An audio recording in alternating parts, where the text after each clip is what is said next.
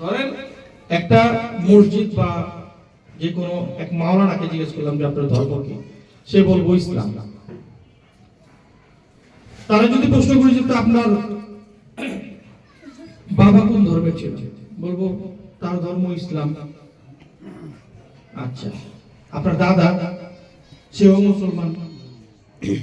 আচ্ছা, আপনার দাদা পর্যন্ত তো চিনেন, তারপরও বললো যে আপনার দাদার ধর্ম কি, সে কইব এইটাও কইতে পারে যে পর দাদা ইসলাম, মুসলিম ধর্মের মুসলমান। পর্যায়ক্রমে এরকম জিজ্ঞেস করতে করতে তার দাদা যখন জিজ্ঞেস করে শেষ হবো, লাস্টে গিয়ে দেখবো যে সে একজন হিন্দুর ঘরের থেকে আইছে।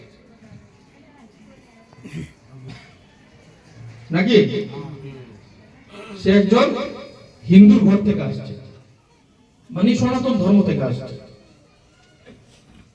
তো দেখেন, খাজা মঈনুদ্দিন চিশতিকে মানে না, অথচ আমরা আজকে যে নিজেদেরকে মুসলমান হিসেবে দাবি করতেছি, এটার মূলত অধিকার খাজা মঈনুদ্দিন চিশতি রহমতুল্লাহ। উনার মাধ্যমে আজকে আমরা নিজেদেরকে মুসলমান দাবি করতে পারতেছি। অথচ বাংলার মানুষ, ভারতবর্ষের মানুষ এরকম তারা জানে না যে তারা মুসলমান কোন উৎস থেকে আসছে, কোন উৎস থেকে তারা মুসলমান, এটা তারা জানেই না। শুধু বাংলার মানুষ এই কাজগুলো করে, ভারতবর্ষে এটা করে না। আমরা বাংলার মানুষ বিভিন্ন জায়গায় আমাদের খানকা শরীফ আছে, দরবার শরীফ আছে, খাজা মঈনুদ্দিন চিশতি রহমতুল্লাহ ওরস মোবারক পালন করি, সারা বাংলা জুড়ে খাজা বাবার ওরস মোবারক পালন করি। অথচ ভারতবর্ষে কিন্তু কেউ খাজা মঈনুদ্দিন চিশতির ওরস পালন করে না, কিন্তু তারা তাকে অসম্মানীয় করে না। সমস্ত ভারতবাসী খাজা মঈনুদ্দিন চিশতি রহমতুল্লাহ দরবার শরীফে প্রত্যেকে যায়, লক্ষ লক্ষ মানুষ, কোটি কোটি মানুষ যায়, তাকে তারা এরকম সম্মান দেয়। উনাকে এত সম্মান দিয়ে সম্মানিত করছে সনাতন ধর্মের মানুষ, তাদের খাজা মঈনুদ্দিন চিশতিকে বলছে যে সুলতানুল হিন্দ, উনাকে হিন্দুস্তানের সুলতান হিসেবে আখ্যায়িত করছে। সুলতানুল হিন্দ খাজা গরিবে নওয়াজ সনাতন ধর্মের মানুষ করছে। অথচ আজকে আমরা মুসলিম, যার মাধ্যমে আজকে আমরা ইসলাম ধর্ম পেয়েছি, সমস্ত এশিয়া মহাদেশে যদি কেউ ইসলাম প্রচার করে থাকে, সেটা হলো খাজা মঈনুদ্দিন চিশতির মাধ্যমে। অথচ আমরা খাজা মঈনুদ্দিন চিশতি সম্বন্ধে অনেক উল্টাপাল্টা কথা বলি। দেখেন কিভাবে খাজা মঈনুদ্দিন চিশতি রহমতুল্লাহ আলাইহি খেলাফত দিল কুতুবউদ্দিন বখতিয়ার কাকি রহমতুল্লাহ আলাইহি। কুতুবউদ্দিন বখতিয়ার কাকি দিল বাবা ফরিদ গঞ্জ সাকার রহমতুল্লাহ আলাইহি। বাবা ফরিদ থেকে দুইটা তরিকা বাইরে এসে, একটা নিজামিয়া আর একটা লাগে সাফিয়া তরিকা, দুইটা তরিকা এখান থেকে আসছে, ওনারাও ধর্ম প্রচার করছে। তো আমরা হইতেছি নিজামিয়া, নিজামুদ্দিন আউলিয়া সাহেবের কাছ থেকে আমরা আসছি, আমরা চিশতিয়া নিজামিয়া তরিকা,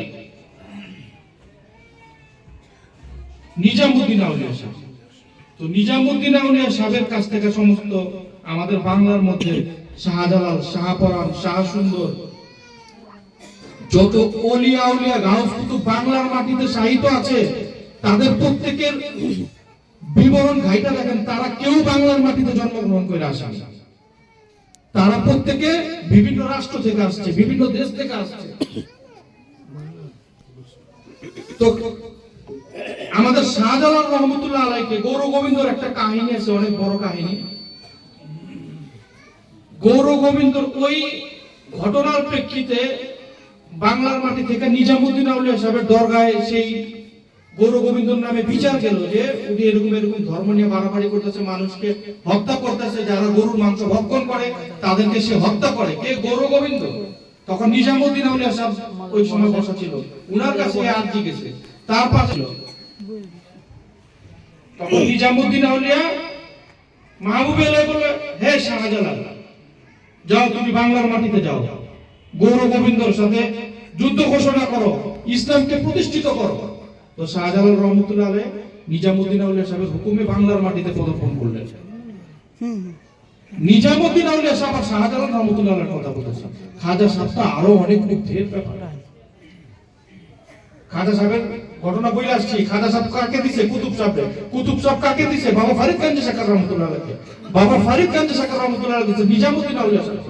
নিজামুদ্দিন যিনি না থাকলে আমাদের এশিয়া মহাদেশে সমস্ত এশিয়া মহাদেশে যদি কেউ নিজেদেরকে মুসলিম বলে দাবি করে, সেটার প্রধান কারণ হচ্ছে খাজা মঈনুদ্দিন চিশতি রহমাতুল্লাহ আলাইহি, যার মাধ্যমে আজকে আমরা আমাদের এই ইসলাম ধর্ম পেয়েছি। আমরা আমাদের রাসূলকে কখনো দেখিনি, আমরা আমাদের রাসূলকে কখনো শুনিনি। আমরা রাসূলকে শুনছি কে? মাওলা আলী কাররামুল্লাহ ওয়াজহু। মাওলা আলী কাররামুল্লাহ ওয়াজহুকে স্মরণ করছে কে? হাসান বসরি রহমাতুল্লাহ।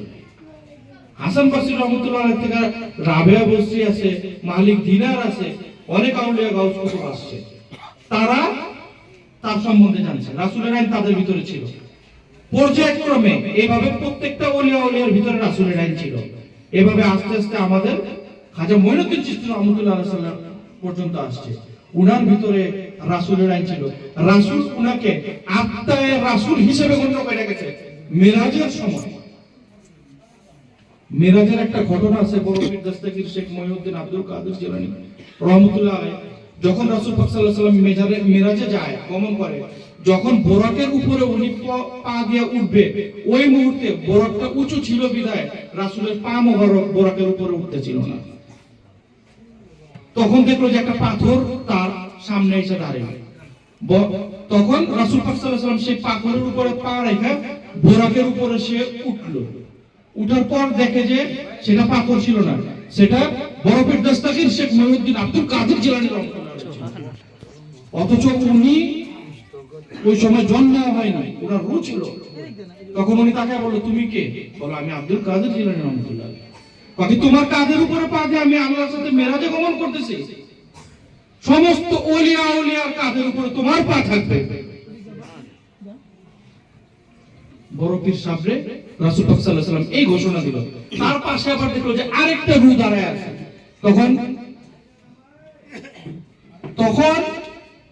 রাসূল পাক সাল্লাল্লাহু আলাইহি ওয়াসাল্লাম জিজ্ঞেস করতেছে, ওইটা কে দাঁড়ায় আছে পাশে?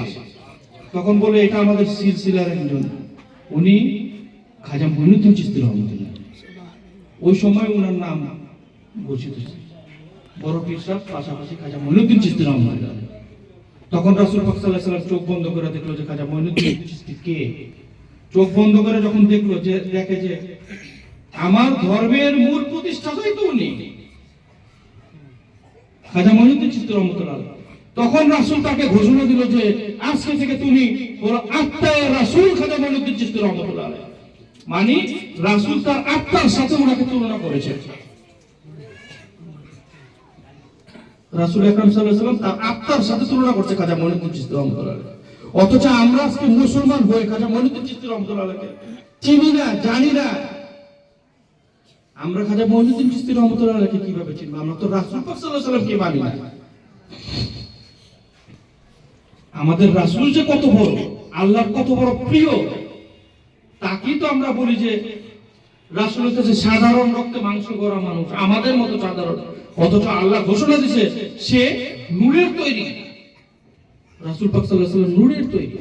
আল্লাহ তাকে তার নূর দিয়ে তৈরি করছে। নূরের তৈরি বইলা কি ফেরেশতাদেরকে যেই নূর দিয়ে তৈরি করছে সেই নূর দিয়া? কোনোদিনও না। ফেরেশতারা হচ্ছে রাসূলের গোলাম। নূরের মধ্যে ভাগ আছে না? আমাদের রাসূল পাক সাল্লাল্লাহু আলাইহি ওয়াসাল্লাম ছিল নূরে মুজাসসাম, যেটা আল্লাহর খুদ জাতীয় নূর থেকে আমাদের সৃষ্টি করা হয়েছে।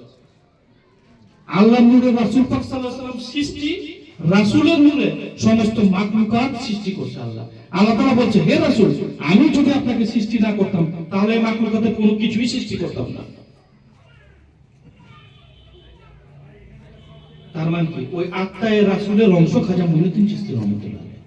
খাজা মঈনুদ্দিন চিশতি রহমাতুল্লাহ যত জনকে ইসলাম ধর্ম গ্রহণ করেছে, পূর্বের যুগের কোন নবী রাসূল এত জনকে ধর্ম গ্রহণ করাতে পারে না। ইসলাম লক্ষ লক্ষ মানুষকে ভারতবর্ষে খাজা মঈনুদ্দিন চিশতি রহমাতুল্লাহ ইসলাম ধর্ম গ্রহণ করেছে। রাসূল পাক সাল্লাল্লাহু আলাইহি ওয়াসাল্লাম ওনার রওজা থেকে বলছে, হে মঈনুদ্দিনকে ডাকো। যখন ওনার সময় এসেছে, মঈনুদ্দিনকে যখন ডাকছে সব মঈনুদ্দিন গেছে, সব মঈনুদ্দিন গেছে। কয় না না, এই মঈনুদ্দিন না, খাজা মঈনুদ্দিন চিশতিকে ডাকো। যখন খাজা মঈনুদ্দিন চিশতি রহমাতুল্লাহর কথা বলছে, তখন উনি গেছে যে হে রাসূল। রাসূল তখন পর্দার আড়ালে উনার রওজা শরীফ থেকে উনি বলতেছে। তখন খাজা মঈনুদ্দিন চিশতি রহমাতুল্লাহ আলাইহি রাসূল বলছে, হে মঈনুদ্দিন, তুমি ভারতবর্ষে যাও, ওইখানে ইসলাম ধর্ম প্রচার করা প্রয়োজন, ধর্মের প্রয়োজন, তোমাকে ওখানে যেতে হবে। তখন খাজা মঈনুদ্দিন চিশতি রহমাতুল্লাহ বলল, আমি কিভাবে ভারতবর্ষে যাব, আমি তো চিনি না। তখন বলল, আমার রওজা থেকে এক মুঠ মাটি নাও। খাজা মঈনুদ্দিন চিশতি যখন ওনার রওজায় হাত দিল, এক মুঠ মাটি নিল, দেখলো যে সমস্ত ভারতবর্ষ ওনার চোখের সামনে ভাসতেছে। রাস্তা রাসূল পাক সাল্লাল্লাহু আলাইহি ওয়াসাল্লাম দেখা দিল। তখন উনি ভারতের উদ্দেশ্যে রওনা হলো। রওনা হয়ে ভারতবর্ষে উনি পৌঁছায়, তখন এমনও উড়ার বিধানে আছে 92 লক্ষ মানুষকে এক জায়গায় উনি মুসলমান করছে।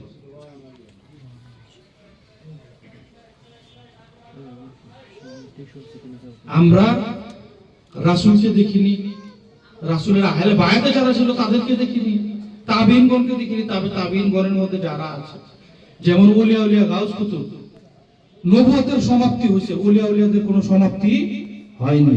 খাতমে নবুয়ত কোরআনে পাকে ঘোষণা করা হয়েছে, নবুয়তের সমাপ্তি হয়েছে, কিন্তু রাসূলের কোনো সমাপ্তি হয়নি। রাসূল বলছে, আল্লাহ কোরআনে ঘোষণা দিয়েছে, যুগে যুগে আমি রাসূল প্রেরণ করি। রাসূল আমি প্রত্যেক জাতিকে প্রেরণ করেছি, আমি প্রত্যেক ভাষায় রাসূল প্রেরণ করেছি। তার মানে কি, রাসূল এখনো আছে বর্তমান, যেমন আমাদের গানের মধ্যে আছে, রাসূল আছে বর্তমান, তাকে চিনল না হাসান, খাজা ইসরাইল সে এত পাছান, ধরা দেয় না স্বরূপ খানি। খাজা ইসরাইল চিশতি রহমাতুল্লাহ আলাইহি রাসূল, উনার মাধ্যমে আমরা মুসলিম হয়েছি। আমরা আমার দাদার মাধ্যমে, আমার মুর্শিদ কেবলার মাধ্যমে, খাজা ইসরাইল চিশতির মাধ্যমে আমরা আজকে মুসলমান হয়েছি। আমরা তারই অনুসারী, আমরা তারই গোলাম। যতক্ষণ না পর্যন্ত গোলামি না করা যাবে, ততক্ষণ না পর্যন্ত বাদশাহিত্ব পাওয়া যাবে না। গোলামি ছাড়া কখনো বাদশাহিত্ব পাওয়া যায় না। রাসূল পাক সাল্লাল্লাহু আলাইহি ওয়াসাল্লামের গোলামি করছে কে? মাওলা আলী কাররামুল্লাহু ওয়াজহু, মাওলা আলী কাররামুল্লাহু ওয়াজহু গোলামি করছে, হাসান বসরি রহমাতুল্লাহ আলাইহি, এরকম পর্যায়ক্রমে খাজা মঈনুদ্দিন চিশতি রহমাতুল্লাহ আলাইহি গোলামি করছে। কুতুব সাহেব এটা করছে, বাবা ফরিদ সাহেব এটা করছে, নিজামুদ্দিন আউলিয়া সাহেবের জীবনটাই গোলামি করতে করতে শেষ। নিজামুদ্দিন আউলিয়া সাহেব তো আমাদের বাবা ফরিদ গঞ্জি সাকার রহমাতুল্লাহ আলাইহি, এখানে ওনার আম্মা ওনাকে আয়েশা দিয়ে গেছে। ঘটনা বড় করলে অনেক বড় হবে, সংক্ষিপ্ত বলতেছি।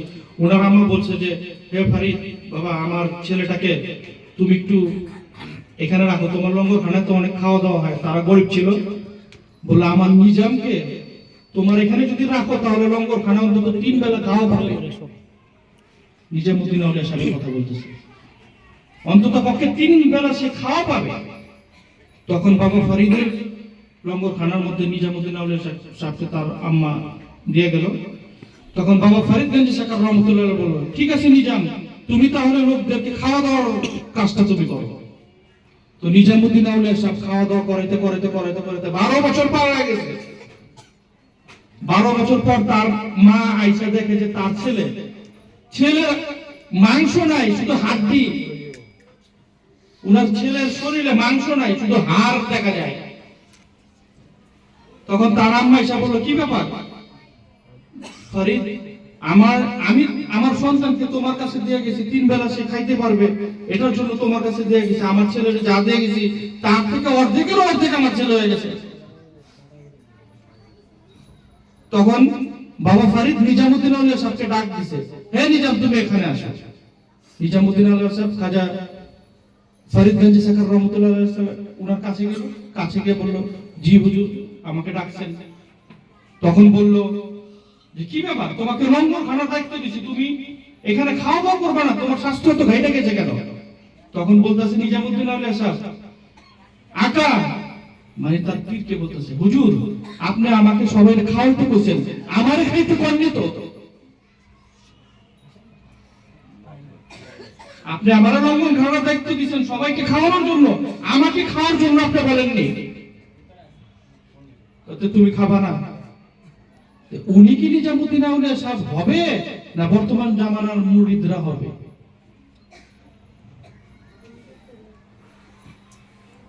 খাওয়ানোর সময় একদিন নিজামুদ্দিন আউলিয়া সাহেবের পাজামার ডুরি বাইরে হয়েছে। তো বাবা ফরিদ গাজী সাকার রহমতুল্লাহ তার পায়জামার ডুরির দিকে দেখতেছে, উনি খাওয়াইতেছে আর দেখে দেখে হাসতেছে। হাসতে হাসতে বলে, হে নিজাম, তোমার পায়জামার ডুরি দেখা যায়, তুমি এটা সামলাও। তখন নিজামুদ্দিন আউলিয়া সাহেব বলে, ঠিক আছে হুজুর, এই যে আমি পায়জামার ডুরি আজকে বাঁধলাম, এই ডুরি আর কোনোদিন খুলবে না। তার মানে কি, সে আর জীবদ্দশা কখনো বিয়েই করেনি। পীর সাহেবের ইঙ্গিত আর ভক্ত কিভাবে নেয়, আর বর্তমান জামানায় এই ভক্ত পাওয়া যাবে? যদি পাওয়া যায় তো সে আউলিয়া হবে। তাদের মধ্যে যদি এই সমস্ত আচার আচরণ পরিলক্ষিত করা যায় তাহলে তারাও আউলিয়া হবে। কারণ আউলিয়ার তো সমাপ্তি ঘটেনি, আল্লাহ তো সমাপ্তি ঘটায়নি, তারা তো বর্তমান আছে, হওয়ার প্রসেস আছে। ওলিয়া হওয়ার প্রসেস আছে, জান্নাত পাওয়ার রাস্তা আছে, দোজখ পাওয়ার রাস্তা আছে, ওলিয়া হওয়ার রাস্তা আছে।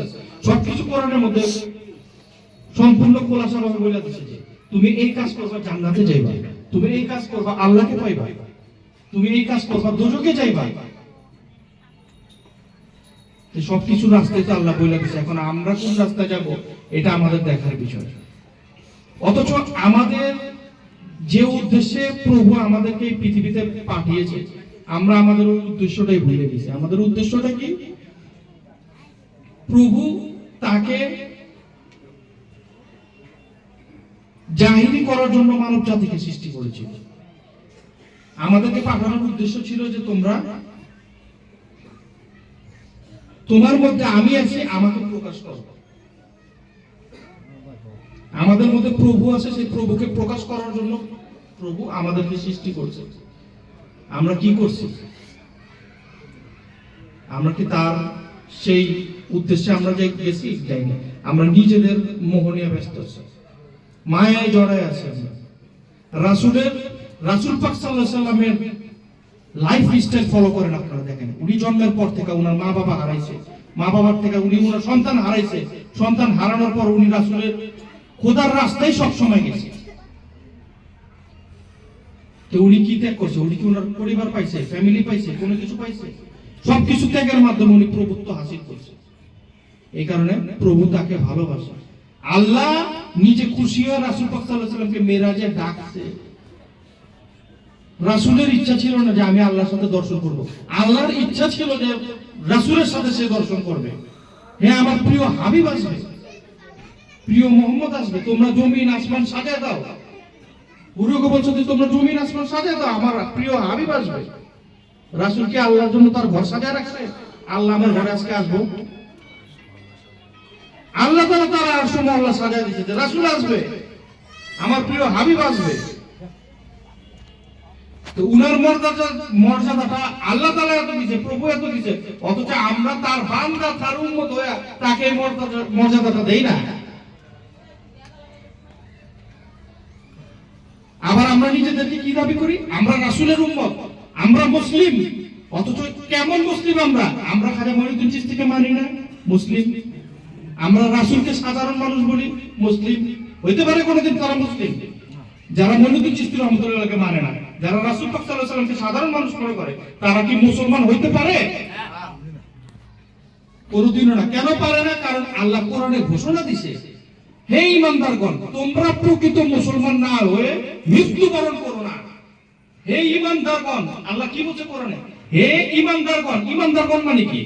যারা আল্লাহর প্রতি ঈমান আনছে, ফেরেশতার প্রতি ঈমান আনছে, কিতাবের প্রতি ঈমান আনছে, রাসূলগণের প্রতি ঈমান আনছে,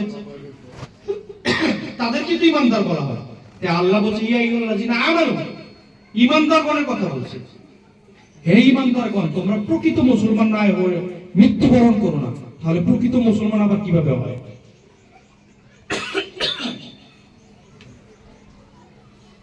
প্রকৃত মুসলমান হইতে হইলে ইন্নাল্লাযিনা ইউবাইয়ুনাকা ইন্নামা ইউবাইয়ুনাল্লাহা ইয়াদাল্লাহি ফাওকা আইদিহিম, সূরা ফাত্তার 10 নম্বর আয়াত। ফাওকা আইদিহিম। হে রাসূল, হে রাসূল, আপনি লোকেদের হাতে হাত দিয়ে ইসলাম ধর্ম গ্রহণ করা। ঈমানদারগণদেরকে বলতেছে আপনি তাদের হাতে হাত দিয়ে ইসলাম ধর্ম গ্রহণ করেন। মানে কি? আত্মসমর্পণ করা। মুসলমান মানে কি? আত্মসমর্পণকারী। তাকে বলা হয় মুসলমান। আর আত্মসমর্পণ কিভাবে করে? নিজের সর্বস্ব বিলীন করে দিয়া, মাথা নত করে দেয়া, যার পায়ে লুটে পড়ে তাকেই বলা হয় আত্মসমর্পণকারী, নাকি? মানে স্যালেন্ডার। ইমানদারগণকে বলতেছে, ইমানদারগণের কথা বলতেছে, তাকে হাতে হাত দিয়ে বায়াত গ্রহণ করা। ইন্নাল্লাযিনা ইউবাইয়ুনাকা ইন্নামা ইউবাইয়ুনাল্লাহা ইয়াদাল্লাহি ফাওকা আইদিহিম। হে রাসূল, আপনি লোকেদের হাতে হাত দিয়া ইসলাম ধর্ম গ্রহণ করেন, মানে শান্তির ধর্ম গ্রহণ করেন। হে রাসূল, আপনি যাদেরকে হাতে হাত দিয়া ইসলাম ধর্ম গ্রহণ করাইতেছেন, ওই হাত আপনার হাত না, ওই হাতের মধ্যে আমি আল্লাহর হাত আছে। কোরআন ঘোষণা দিচ্ছে, এটা কোরআনের কথা। তার মানে কি, যারা কামেল পীরের হাতে হাত দিয়ে বায়াত গ্রহণ করলো, সে স্বয়ং প্রভুর হাতে হাত দিয়ে বায়াত গ্রহণ করলো। সে স্বয়ং প্রভুর হাতে, কারণ আল্লাহ কি মিথ্যা কথা বলে? আল্লাহ নিজেই তো বলছে যে তার হাতের মধ্যে আমি আল্লাহর হাত আছে। রাসূলও তো এই কথা বলে গেছে, আপনারা ইসলাম ধর্ম গ্রহণ করেন, বায়াত গ্রহণ করেন। রাসূল তো এই কারণে যুগে যুগে নবী রাসূল পাঠিয়েছে প্রত্যেক দেশে, কি কারণে? ইসলাম ধর্ম গ্রহণ করেছে। আমরা কয়জনকে চিনি? কোহে কাব, জিনদের রাজ্যে আমরা কোনদিন গেছি? জিনের রাষ্ট্র গেছি, ট্রায়াঙ্গেল, বারমুদা ট্রায়াঙ্গেল গেছি, কোনদিন ওইখানে একটা উড়োজাহাজ যেতে পারে না। বারমুদা ট্রায়াঙ্গেলের নিচে রাসূল পাক সাল্লাল্লাহু আলাইহি ওয়াসাল্লাম তার এক সাহাবাকে পাঠিয়েছে, এই রাজ্যতে যায় আপনি ইসলাম ধর্ম গ্রহণ করেন। তার সেই সাহাবীর নাম ছিল তামিম আনসারী রাহমাতুল্লাহ আলাইহি। জিনেদের বারমুদা ট্রায়াঙ্গেলের মধ্যে রাসূল লোক পাঠিয়েছে, ওনার ধর্ম প্রচার করার জন্য লোক পাঠিয়েছে। আমরা কি জানি রাসূল সম্বন্ধে? যেখানে একটা উড়োজাহাজ ওই ট্রায়াঙ্গেলের উপর দিয়ে যেতে পারে না, ধ্বংস হয়ে যায়। ওই ট্রায়াঙ্গেলের ভিতরে জিনেদের রাজ্যে রাসূল তার অনুসারী পাঠিয়েছে, যারা ইসলাম ধর্ম গ্রহণ করার। ওনার নাম ছিল তামিম আনসারী রাহমাতুল্লাহ আলাইহি। কিভাবে জানলাম আমরা তামিম আনসারী রাহমাতুল্লাহ আলাইহির কথা? উনি যখন ওফাত করে, তামিম আনসারী রাহমাতুল্লাহ আলাইহি যখন ওফাত করে, ওই জায়গায় ধর্ম প্রচার করে ওফাত করে।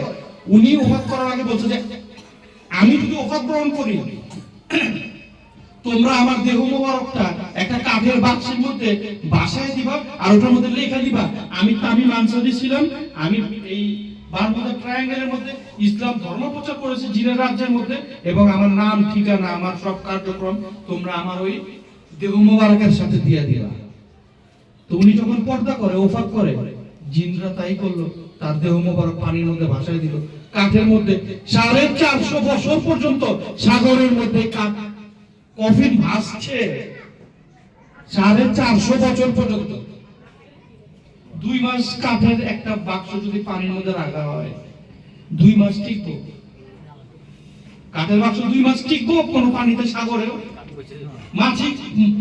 মাছ বিভিন্ন পোকামাকড় খায় পারে, মানলাম বাঁচবো, কিন্তু পোকামাকড় খায় পারে। তো উনার দেহ মোবারকের সেই কফিন 450 বছর পর্যন্ত সাগর মহাসাগরের মধ্যে ঘুরছে। ঘুরতে ঘুরতে তখন এক পাড়ের কিনারে যায় ভিড়ে, তখন মানুষ এটা খোলার চেষ্টা করে, পারে না। তখন ওই জায়গার বাদশাকে ডাক দেওয়া হয় যে হুজুর আপনি এসে এটাকে খুলেন। তো বাদশা যখন এসে খুললো, তখন সাথে সাথে খুলে গেল। বাদশা খুলে দেখলো যে এটা কি লেখা, ভাষাটা পড়ো তো। এই ভাষা তো আমরা পড়তে পারি না, এই ভাষা কে জানে? ওই লোককে ডাক। তখন ওইরকম একজন লোককে ডাকলো, লোককে ডাকার পরে দেখলো যে এরকম এরকম তামিম আনসারী ওনার নাম, উনি রাসূলের সাহাবা ছিলেন, উনি জিনদের মধ্যে ধর্ম প্রচার করছেন। আবার উনি এটাও লেখা দিয়েছে আমার এই বডি যেখানে যে পারে যায় ভিড়বে, ওইখানে আমাকে সমাধিত করা হবে। বাদশার হাতে যায় যখন পড়লো, তখন তার দেহ মোবারক কাইনা ওখানে সমাধিত কইরা দেওয়া হলো তামিম আনসারী রাহমাতুল্লাহ। এরকম জানা অজানা রাসূল পাক সাল্লাল্লাহু আলাইহি ওয়াসাল্লাম জানে না এমন কি আছে। আমরা রাসূল সম্বন্ধে কি জানি? আমরা বলি যে উনি গায়েবের মালিক না, গায়েবের মালিক স্বয়ং আল্লাহ। কোন গায়েবের মালিক? আল্লাহ। এমন কি গায়েব আছে যেটা আল্লাহ মালিক? এমন কোন গায়েব আইতাছে? তো ওই গায়েবটা তৈরি করতেছে কে? তার মানে কি আল্লাহরও আরেক আল্লাহ আছে? হ্যাঁ, তার মানে আরেকটা গায়েব যেটা জানবো ওইটা আল্লাহ জানে। তার মানে কি ওই গায়েবটা কে তৈরি করতেছে? গায়েবের মালিক আল্লাহ না, রাসূল পাক সাল্লাল্লাহু আলাইহি ওয়াসাল্লাম গায়েবের মালিক। কিছু কিছু জায়গায় মোল্লা মুন্সিরা বলে যে রাসূল গায়েবের মালিক না, গায়েবের মালিক আল্লাহ। ওনাদের কথা ঠিক আছে। রাসূলকে একজন প্রশ্ন করছে, হে রাসূল আপনি নাকি গায়েবের মালিক, গায়েব সম্বন্ধে জানেন? রাসূল পাক সাল্লাল্লাহু আলাইহি ওয়াসাল্লাম বলল যে গায়েব কি জিনিস?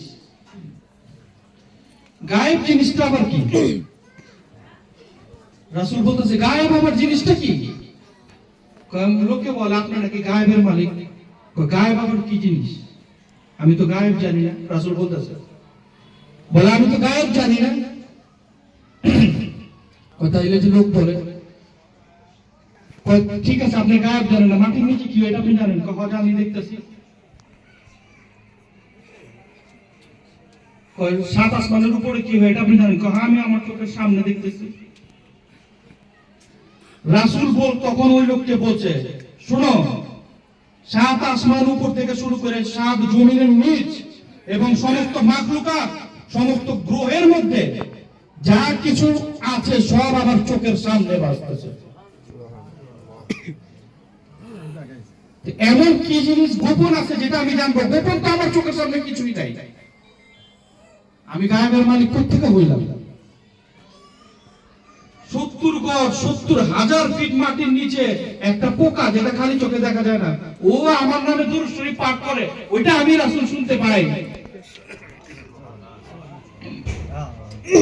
আমার প্রভু আমাকে গায়েব বলতে কোনো কিছুই আমার মধ্যে রাখেনি। আমি গায়েব জানবো কোত্থেকে? গায়েব তো আমার চোখে পড়েই না। তো মোল্লার কথা ঠিক আছে, রাসূল আসলে গায়েবের মালিক না। গায়েব এর কাছে থাকলে সে না গায়েবের মালিক হইব। এত সব জানতা, সব জানি, গায়েবের কোনো মালিক হইব কি করতে? উনি ওনার সবকিছু ওনার চোখের সামনে, গায়েব করতে গেছে।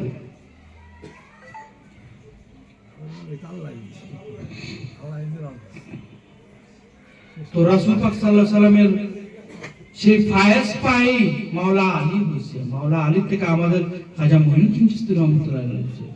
রাসূলের আত্মা, তার উরস মোবারক আমরা করি। আমরা ধর্মের কাজ করি, আমরা ধর্মের কাজ করি, যার মাধ্যমে আমরা ধর্ম পাইছি, ইসলাম পাইছি। খাজা মঈনুদ্দিন চিশতি রহমাতুল্লাহ আলাইহি তাকে যদি অনুসরণ করি, এটা থেকে আমাদের গুনাহ না সওয়াব?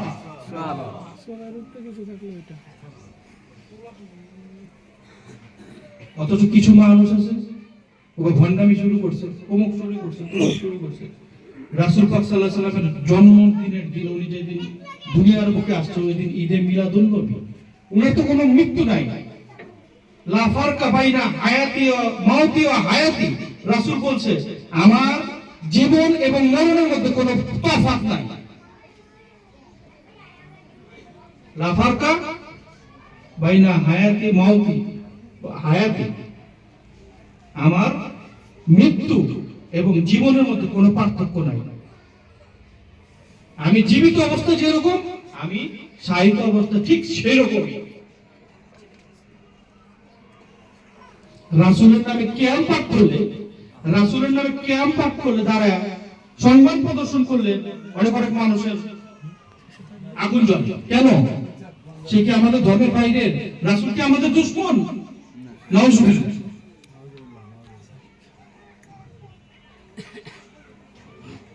তার নামে দাঁড়ায় কিয়াম পাঠ করলে তাদের সমস্যা হয়। কেন? আল্লাহ কি কখনো কারো ইবাদত করে? আল্লাহর কি কোনো ইবাদতের দরকার আছে?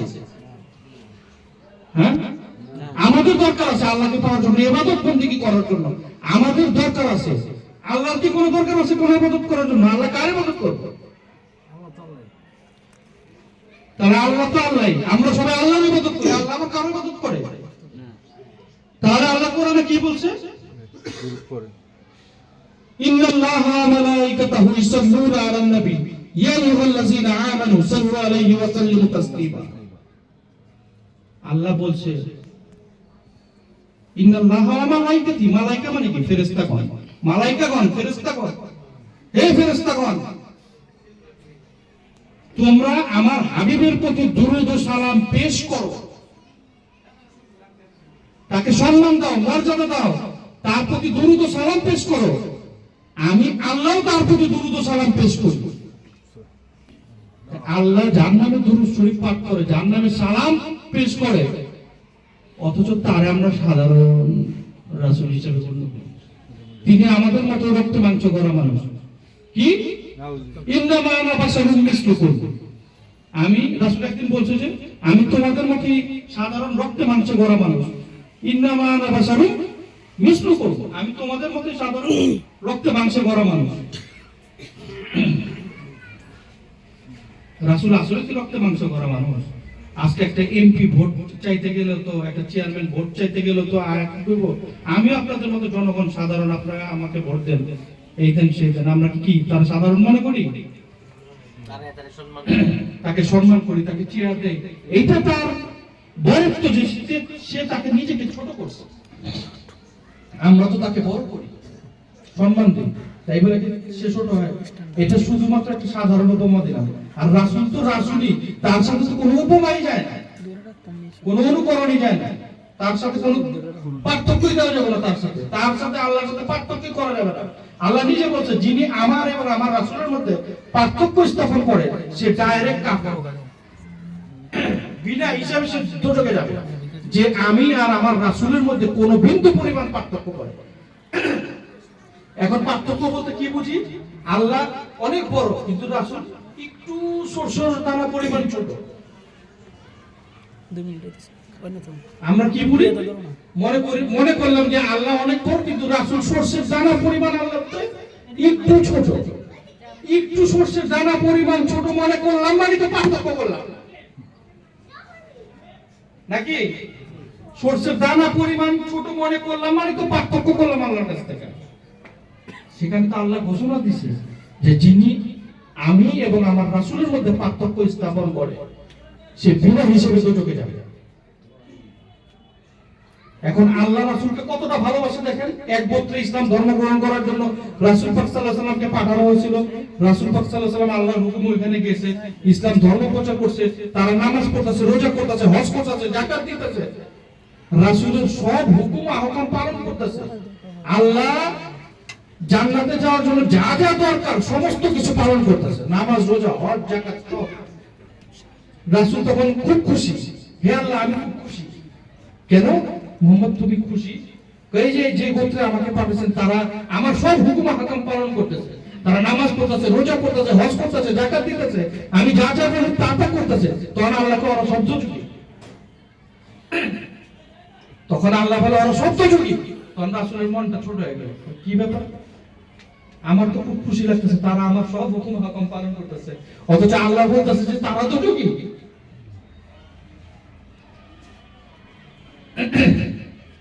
তখন আল্লাহ রাসূলকে জিজ্ঞেস করল, কেন আল্লাহ তারা তো সবকিছুই পালন করতেছে, আপনার হুকুম হাকাম সবকিছু পালন করতেছে, তারা আমার প্রতি ঈমান আনছে, আমার মালায়েকাগণের প্রতি ঈমান আনছে, সবার প্রতি ঈমান আনছে, আমাকেও মানতেছে, কিন্তু তুমি রাসূলকে মন থেকে মানে না। তখন আল্লাহ তাআলা বলছে যে যতক্ষণ না পর্যন্ত যত ইবাদত বন্দেগী যা কিছু করুক না কেন, তুমি মুহাম্মদকে যতক্ষণ পর্যন্ত এই গোত্রের মানুষ মন থেকে ঈমানে তাদের ভিতরে ঢুকাতে না পারবো ততক্ষণ পর্যন্ত এরা কেউই জান্নাতি হবে না।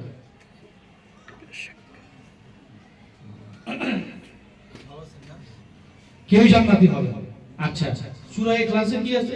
কুল হুয়াল্লাহু আহাদ আল্লাহুস সামাদ লাম ইয়ালিদ ওয়া লাম ইউলাদ ওয়া লাম ইয়াকুল লাহু কুফুয়ান আহাদ। সূরা ইখলাসের মধ্যে এটা আছে না? মানে কি? কুল হুয়াল্লাহু আহাদ, বলা আল্লাহ এক, অদ্বিতীয়, তার কোনো শরীক নাই, তার কোনো মুখাপেক্ষী নাই, তিনি কাউকে জন্ম দেয়নি, তাকেও কেউ জন্ম দেয়নি, তিনি মহাপরাক্রমশালী। এখানে কি আছে? সব আল্লাহর কথা আছে।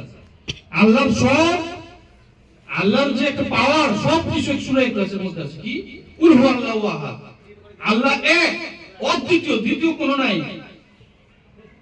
আল্লাহুস সামাদ, তিনি সবচেয়ে বড়, মানে তিনি কাউকে জন্ম দেয়নি, তাকেও কেউ জন্ম দেয়নি, তার মুখাপেক্ষী কেউ নাই, তার সমতুল্য কেউই নাই। সূরা ইখলাসের মধ্যে এটা আছে, আছে না? কিন্তু আমরা যে 5 ওয়াক্ত নামাজ পড়ি, 5 ওয়াক্ত নামাজের মধ্যে কি সূরা ইখলাস কি কমন? কমন না। 5 ওয়াক্ত নামাজের মধ্যে কমন করার কি? সূরা ফাতিহা। আলহামদুলিল্লাহি রাব্বিল আলামিন আর রহমানির রহিম মালিকি ইয়াউমিদ্দিন ইয়াকা না'বুদু ওয়া ইয়াকা নাস্তাঈন ইহদিনাস সিরাতাল মুস্তাকিম সিরাতাল লাযিনা আন'আমতা আলাইহিম গায়রিল মাগদুবি আলাইহিম ওয়ালাদ দাল্লিন। সূরা ফাতিহাকে কমন করা হয়েছে। প্রত্যেক নামাজে এটা কি সবাই পড়ে? সূরা ফাতিহা পড়ে। সূরা ইখলাস কিন্তু প্রত্যেক নামাজে পড়ে না, পড়ে? কিন্তু সূরা ইখলাস তো সব আল্লাহর গুণগান, আল্লাহর বরত্ব আছে। উনি কাউকে জন্ম দেয়নি, তাকে কেউ জন্ম দেয়নি, তার সমতুল্য কেউ নাই পৃথিবীতে, সে মহান সর্বস্রষ্টা। কিন্তু সূরা ফাতিহাতে তো এটা নাই। সিরাতাল মুস্তাকিম, এই দিনে সিরাতাল মুস্তাকিম কি? হে আল্লাহ, নামাজি দ্বারা বলতে হবে, হে আল্লাহ আমাকে পথ দেখান, ইহদিনাস সিরাতাল মুস্তাকিমের পথ, সরল সঠিক পথ। পরে কি আছে? সিরাতাল লাযিনা আনআমতা আলাইহিম গায়রিল মাগদুবি আলাইহিম ওয়ালাদ-দাল্লিন, তাদের পথ যাদের প্রতি আপনার অনুগ্রহ নাযিল করেছেন, যাদের প্রতি ওলিয়া উলিয়া গাউস কুতুবের কথা এখানে আছে, তাদের পথে যাওয়ার কথা আছে, তাদের রাস্তায় যাওয়ার কথা আছে এখানে। এই কারণে এটা নামাজের মধ্যে কমন করে দিয়েছে আল্লাহ। আল্লাহ নামাজে কমন করে দিয়েছে যে ওলিয়া উলিয়াদের নামাজের মধ্যে তোমরা খুঁজো, ওইখানে তোমরা নামাজের মধ্যে যাও ওলিয়া উলিয়াদের। আল্লাহ চাইলে কি, রাসূল চাইলে কি কমন কি সূরা ইখলাস করতে পারতো না? এক রাকাত নামাজ, নামাজ তো সর্বনিম্ন 2 রাকাত, 2 রাকাতের নিচে কি কোনো নামাজ আছে? আছে? নাই। এক রাকাত নামাজ মানে কি একবার সিজদা গেলাম, দ্বিতীয়বার দাঁড়াইলাম, এক রাকাত নামাজ ইহদিনাস সিরাতাল মুস্তাকিম কথাটা ছাড়া পড়া যাবে না। আল্লাহ যেই নামাজে আপনারা পড়েন না কেন, ইহদিনাস সিরাতাল মুস্তাকিমের কথা না বলে এক রাকাত নামাজ আপনারা পড়তে পারবেন না। তাহলে কি নামাজের মধ্যে ওলিয়া উলিয়াদের কমন বলে দিয়ে গেছে আল্লাহ যে নামাজও তোমরা তাকে খুঁজো, সেই রাস্তা যাও, ইহদিনাস সিরাতাল মুস্তাকিমের রাস্তা খুঁজো, সেই পথে যাও আল্লাহর কাছে। ওই রাস্তা যাওয়ার জন্য আমরা নামাজে আল্লাহর কাছে চাইতেছি, আল্লাহ আমাদেরকে তাদের পথ দেখান। অথচ আমরা তো নামাজ পড়তেছি, কিন্তু আমরা কি বুঝতেছি? আমরা নামাজে বড় বড় মাওলানা মুফতি মুহাদ্দিস আল হাদিস আহলে হাদিসরা নামাজ পড়তেছে, অথচ আল্লাহর কাছে ইহদিনাস সিরাতাল মুস্তাকিমের পথ চাইতেছে, কিন্তু তাদেরকে আবার পুরো বাক্য করতেছে। হইল? তাহলে নামাজ পড়েছে, তারা রাসূলের নামে কিয়াম করে না, রাসূলের নামে দরুদ শরীফ পাঠ করলে তাদের গায়ে জ্বালা পোড়ার সৃষ্টি হয়ে যায়। অথচ আত্তাহিয়াতু লিল্লাহি ওয়াস সালাওয়াতু ওয়াত তাইয়্যিবাতু আসসালামু আলাইনা আইয়ুহান নবী, ওখানে সালাম দিছে না, আসসালামু আলাইনা আইয়ুহান নবী। আমরা কিয়ামে দাঁড়ায় কি কই? ইয়া নবী সালামু আলাইকা, ইয়া রাসূল সালামু আলাইকা বলি। তে সূরা দোয়া মানসুরা, দোয়া মানসুরার মধ্যে কি আছে? আসসালামু আলাইনা আইয়ুহান নবী, ওইটা তো নামাজের মধ্যে কমন আছে। নামাজের মধ্যে রাসূলের নামে সালাম পেশ করা হয়েছে নামাজে শেষ বৈঠকের মধ্যে, নাকি? শেষ বৈঠকে আমরা পড়ি আত্তাহিয়াতু লিল্লাহি ওয়াস সালাওয়াতু ওয়াত তাইয়্যিবাতু আসসালামু আলাইনা আইয়ুহান নবী, নবীগণের প্রতি সালাম, তার আলে আওলাদের প্রতি সালাম। শুধু নবী না, নবীর আলে আওলাদের প্রতিও সালাম পেশ করা হচ্ছে নামাজের মধ্যে। নামাজে বসে আমরা তাকে সালাম দেই, অথচ কারবালার ময়দানে তাকে শহীদ করি।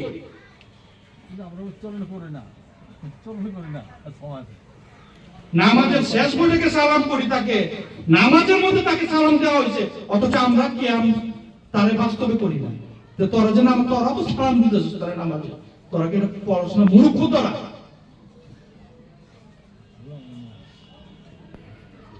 রাসূলের নাম সব জায়গায় বিরাজমান করেছে। 5 ওয়াক্ত আযান দাও, 5 ওয়াক্ত আযান দাও, ওইখানেও রাসূলের কথা আছে, দেখা দিতেছে উনাকে মানো, উনাকে মানো, উনাকে মানো। আমরা উনাকে চিনি না, আমরা আল্লাহ আল্লাহ করি, আল্লাহ আল্লাহ আল্লাহ আল্লাহ। আল্লাহ কইছে আল্লাহ আল্লাহ করো, ঠিক আছে করো, রাসূল জোরে লা ইলাহা ইল্লাল্লাহু মুহাম্মাদুর রাসূলুল্লাহ সাল্লাল্লাহু আলাইহি ওয়াসাল্লাম। আল্লাহর নামের সাথে উনাকে রাখছে, আল্লাহ তার নামের সাথে উনাকে রাখছে, লা ইলাহা ইল্লাল্লাহু মুহাম্মাদুর রাসূলুল্লাহ সাল্লাল্লাহু আলাইহি ওয়াসাল্লাম। উনার নামের সাথে আল্লাহ রাসূলকে রাখছে। রাসূলকে আল্লাহ তাআলা বলছে আমরা যে 5 ওয়াক্ত নামাজ পড়ি, এই নামাজ আমরা পাইছি কই থেকে? কার মাধ্যমে পাইছি? রাসূল যে বলছে যে গায়েব বলতে কোনো কিছু নাই, আমার চোখের সামনে সবকিছু হয়েছে।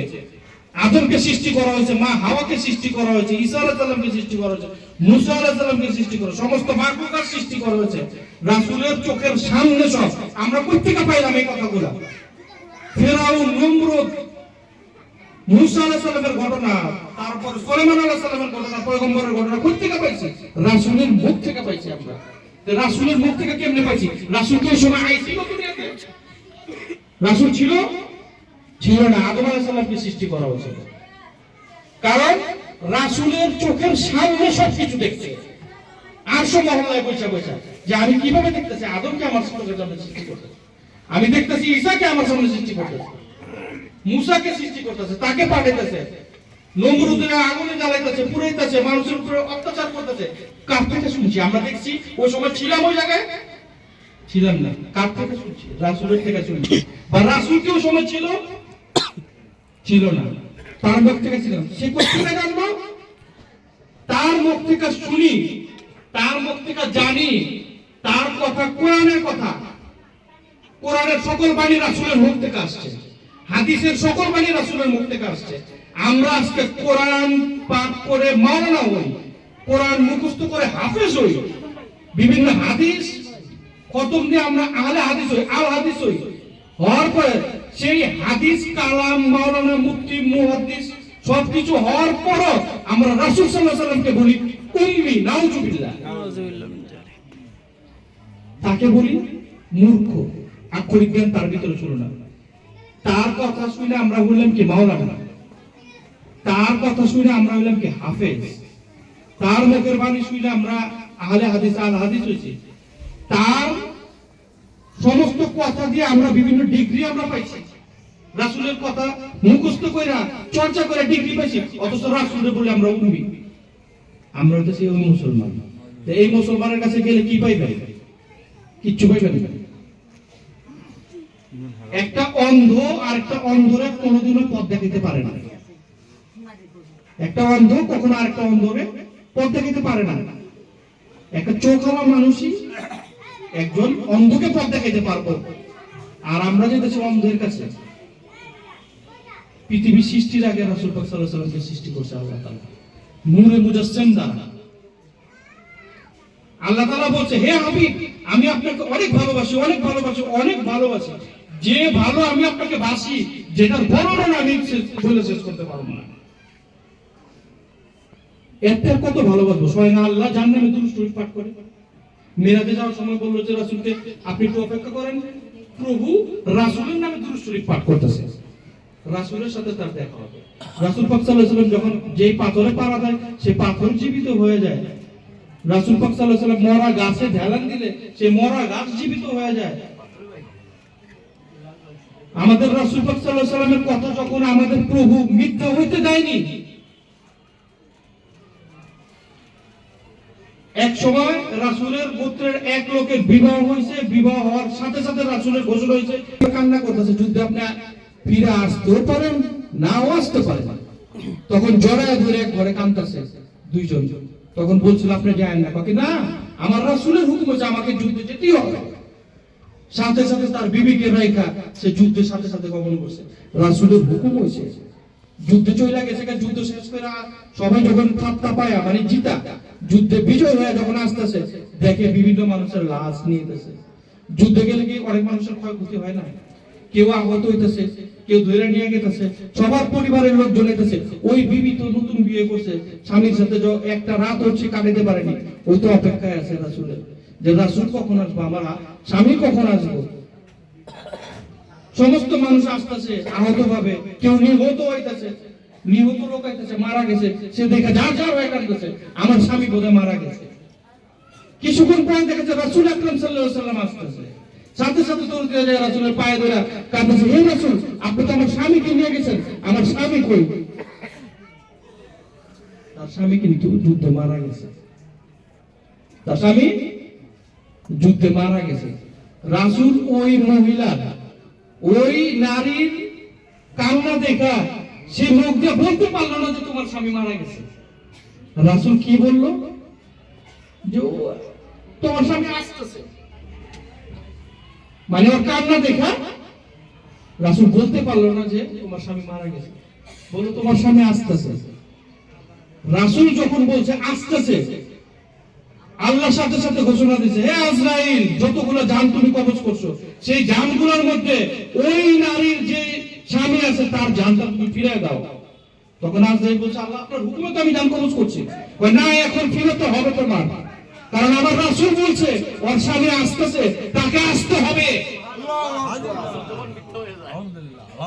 রাসূলের কথায় যদি তার স্বামী যদি না আসে, সেই নারীর রাসূলের প্রতি যে ঈমান আছে, তাহলে আমার হাবিবের কথা মিথ্যা হয়ে যাবে।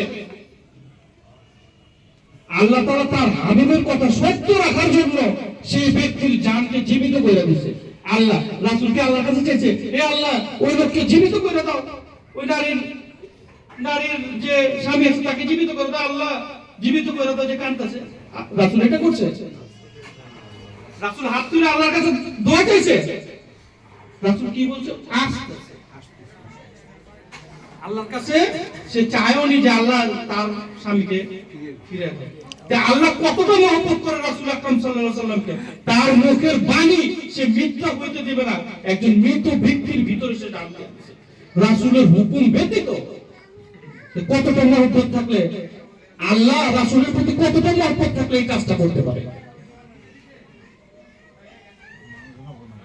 তখন কিছুক্ষণ পরে তার স্বামী জীবিত অবস্থায় হাইটা এসেছে। আল্লাহর হুকুম। আল্লাহ তাআলা কি বলছে? হে রাসূল, হে রাসূল, আমি আপনাকে এত ভালোবাসি যে দিনের শুরুটাই আমি আপনাকে বিয়ে করলাম।